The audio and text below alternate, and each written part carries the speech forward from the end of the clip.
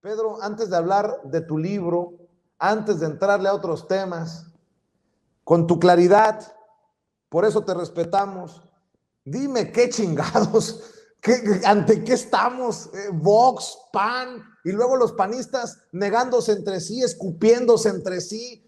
No, pues, está cabrón. ¿Cómo estás, querido Vicente? Pues estamos ante una gran orfandad de proyecto, de visión de país,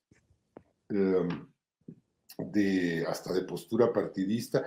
Mira, no hay que olvidar una cosa, el PAN tiene un origen muy hermano del fascismo, de los fascismos europeos. Esto está sobradamente demostrado en un libro que escribió el Fisgón, que se llama La raíz nazi del PAN. Sus fundadores principales eran filonazis y filofascistas, y pues hoy en día, ¿qué les queda sino la vuelta a esa cuna, que es la misma cuna de Vox, que es un partido franquista abiertamente, es decir, inspirado en la dictadura de Francisco Franco, que pues era uno de los tres haces principales del fascismo en Europa en los años 30 del siglo pasado, ¿no? Junto con Hitler y con Mussolini. Y bueno, pues claro que el fascismo tiene una matriz patriotera, chauvinista, de exaltación de pasados imperiales. Mussolini creía o decía que quería recomponer el Imperio Romano, ¿no? Y bueno, pues el franquismo y su expresión contemporánea, que es Vox, de este monito Santiago Abascal, pues sueña con la gloria del Imperio Español. Y la gloria, parte de las glorias del Imperio Español, pues fue la invasión a estas tierras que pues le puso en la madre a muchas culturas de Mesoamérica y dio origen a un proceso muy traumático y muy complicado de fundación de naciones y de nacionalidades, ¿no? Como en nuestro caso. 3 tweets, uno de esos tuyo, Pedro Miguel, para cerrar y seguir, porque te vas a quedar con nosotros, tengo entendido, un buen rato para platicar en cuarto grado también, el cuarto grado del Instituto Nacional de Formación Política de Morena. El primer tuit que quiero mencionar sobre esto, Abraham Mendieta. Los que querían expulsarme del país por español, trajeron al país a un español que los insulta y los desprecia. Madres. Luego, Fabricio Mejía, el maestro Fabricio Mejía. El primer mexicano en firmar la franquista Carta de Madrid fue Fernando Rodríguez Doval, vocero de la campaña de Ricardo Anaya. Y mole, doña María, cierro con el tuyo.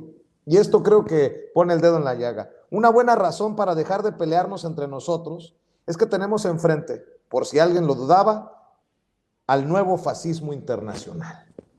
Tu reflexión para cerrar, al menos por el momento, esto y hablar de tu libro, Pedro Miguel. Pues que efectivamente tenemos al fascismo. Mira, el fascismo de los años 30 del siglo XX es un fenómeno reactivo. Es la misma raíz de reaccionario. Es una reacción a la crisis económica por la que pasa el capitalismo mundial a raíz del crack de 1929, y da lugar a descontentos sociales en muchos países, no solo en Italia, en Alemania, en España, no, hubo fascistas en Francia, hubo fascistas en Gran Bretaña, hubo fascistas en Estados Unidos, en muchos lugares. Y obedeció este fenómeno a intentos por capitalizar los graves malestares que estaba generando la crisis mundial. El neoliberalismo hoy en día está en crisis, está en una crisis feroz de la que no logra salir. No es de ahorita, desde 2015, 2016, Cuando llega Trump a la presidencia de Estados Unidos, Trump ya es una expresión de esa crisis y de un intento por salir de ella, ¿no? Y por ver qué puede haber más allá del modelo neoliberal. Entonces, el fascismo está resurgiendo con características nuevas, desde luego, acordes a la época, pero está resurgiendo y creo que debe ser un motivo de reflexión. Hace unos años, cuando le dieron a Carlos Payán, que es mi maestro político, periodístico, ético, la medalla Belisario Domínguez en el Senado de la República, él decía, cuidado con el fascismo, es el peligro de nuestra época, y yo estoy de acuerdo. No es un peligro inminente, no en el México de hoy, no va a haber una restauración de derecha en el corto plazo, pero la gran apuesta de la reacción es convertir los descontentos de la clase media ante el fenómeno pandémico, la brutal crisis económica que generó en el mundo, en movimientos políticos de extrema derecha, autoritarios, contrarios a las libertades, a la democracia, a los derechos humanos, a los derechos de las mujeres, de las minorías, etc.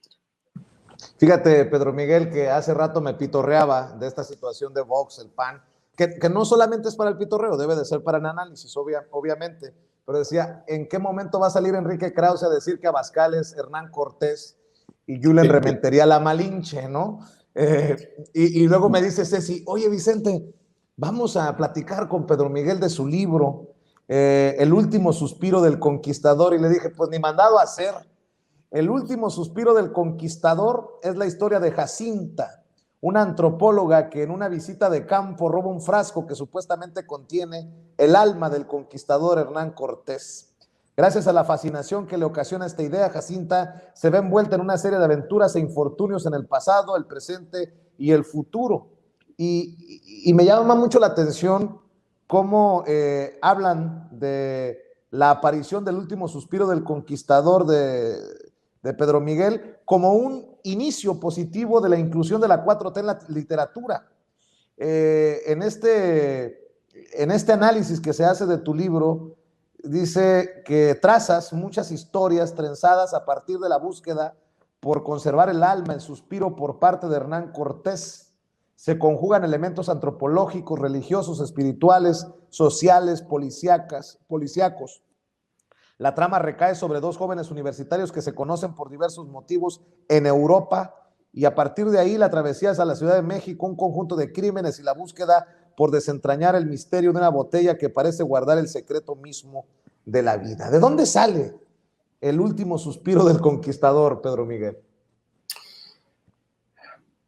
Pues originalmente de una idea que me rondaba la cabeza desde chavo, que era la idea pues de poder hacerle una maldad a Cortés, ¿no? De meterle un susto. Entonces yo decía, híjole, si lo pudiéramos revivir de alguna forma y que despertara en un vagón de metro, en el circuito interior, a la altura de la Raza, a las 3 de la tarde, se cagaría de susto, ¿no?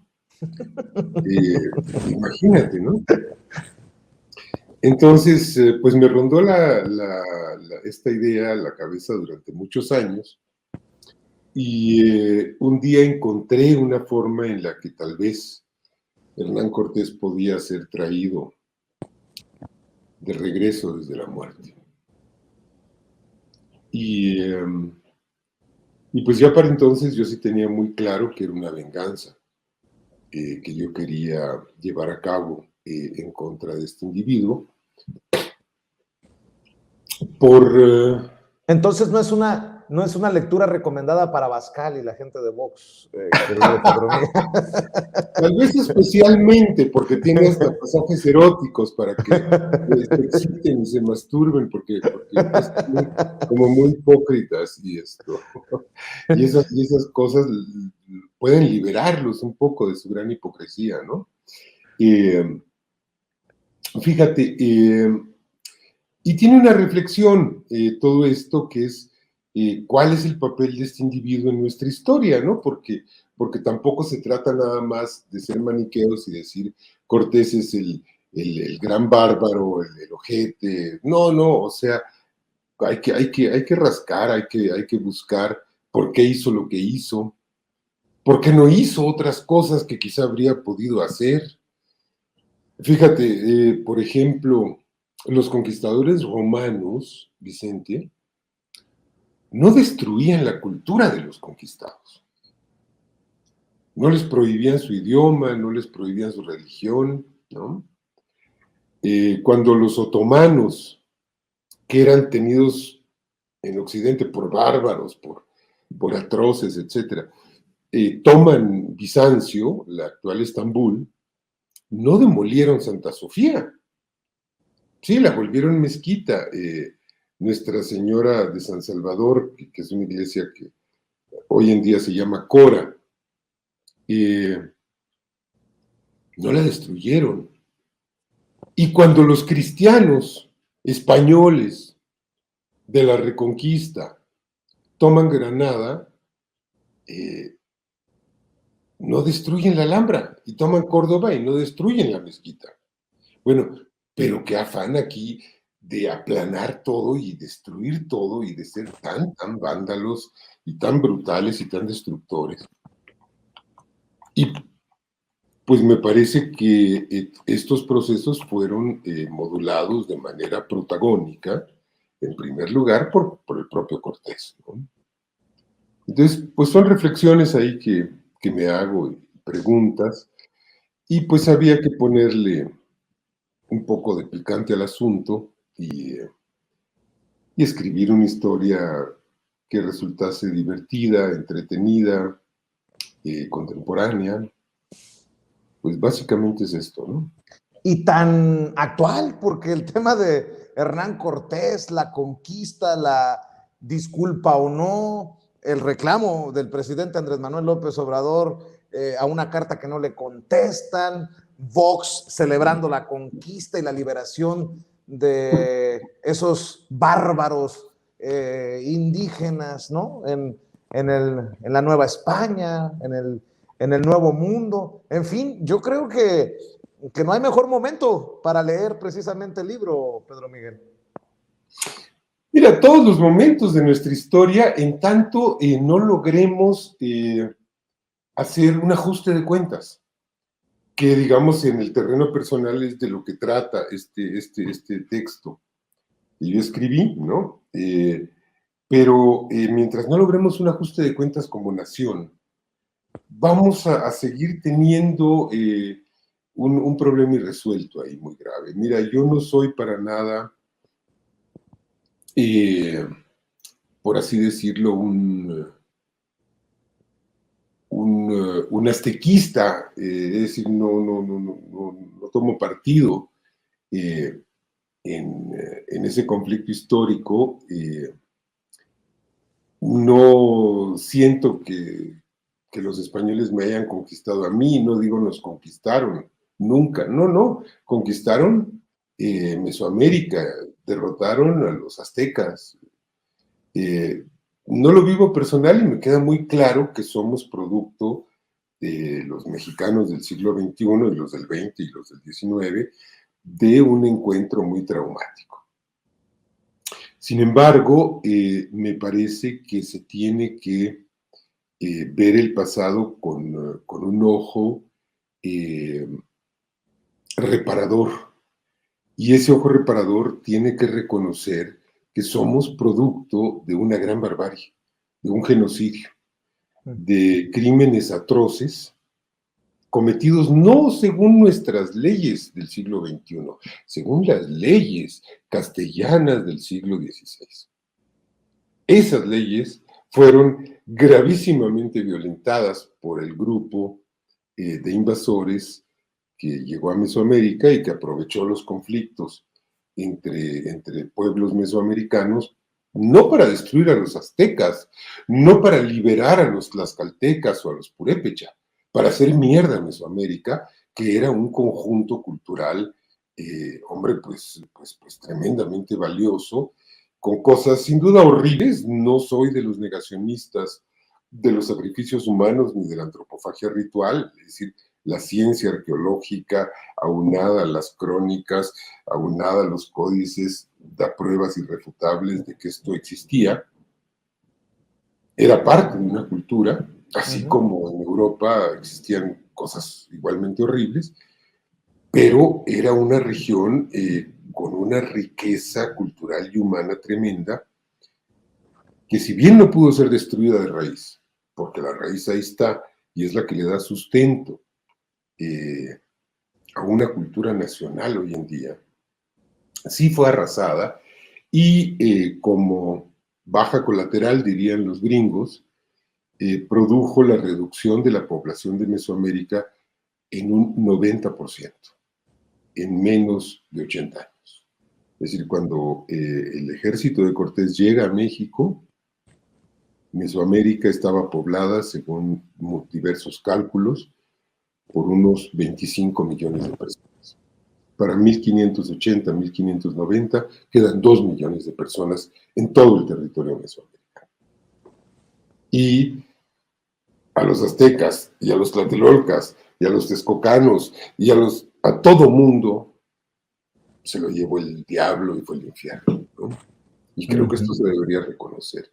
Y sí me parece que como mexicanos debemos pedir perdón por lo que pasó, porque somos herederos de un país que se forjó en la prolongación de la conquista, porque la conquista siguió y en muchos casos yo creo que hasta sigue desarrollándose. Pedro Miguel, veo que es un libro del Fondo de Cultura Económica, que es un libro que pueden encontrar en Gandhi, en Amazon, en El Sótano, hasta en Mercado Libre. Pueden encontrar El último suspiro del conquistador de tu autoría, ¿no? Así es correcto. Y en la librería del Fondo de Cultura y en Amazon se puede encontrar en impreso y en formato electrónico, en EPUB y en Kindle. Y además es muy barato, impreso cuesta 150 pesos y en electrónico cuesta creo que 75. Entonces, pues échenme una mano, lean ese libro, porque realmente ya quiero que la criatura camine sola y poder olvidarme por completo de ella y dedicarme a engendrar la próxima. Eso.